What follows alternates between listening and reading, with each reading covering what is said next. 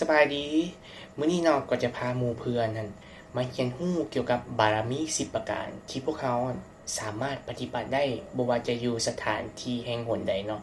ว่าบ่ว่าจะอยู่บ้านบ่หรือว่าอยู่ไสบ่เนาะ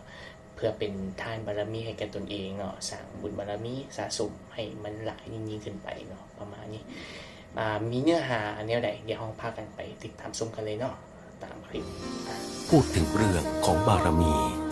บารมีมีอยู่10ประการ อยู่บ้านก็สร้างได้ คือ 1. รู้จักให้เป็นทานบารมี 2. กาย วาจา ใจดี เป็นศีลบารมี 3. บวชกาย บวชจิต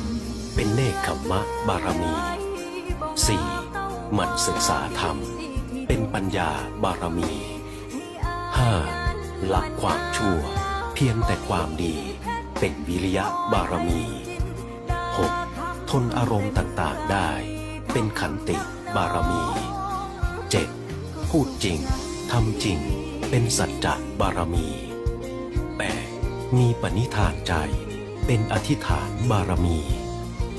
9. รักกว้างใหญ่เป็นเมตตาบารมี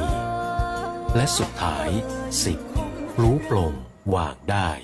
เป็นอุเบกขาบารมี เป็นยังไงในเมื่อชมคลิปจบแล้วเนาะ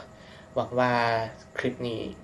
ก็สามารถให้เนื้อหาให้ความรู้เนาะบ่น้อยก็หลายเนาะให้แก่หมู่เพื่อนทุกคนเพื่อเป็นแนวทางในการฝึกหรือว่าปฏิบัติเนาะให้ได้ดียิ่งขึ้นไปเนาะเพื่อเป็นทานบารมีให้แก่ทุกคนอ้อมข้างเลยเนาะให้สร้างบุญบารมีนำกันเนาะจังไดก็ขอให้บุญน้อมนำรักษาทุกคนเลยเนาะทั้งตัวหมู่เพื่อนและครอบครัวทุกคนเลยเนาะขอบใจ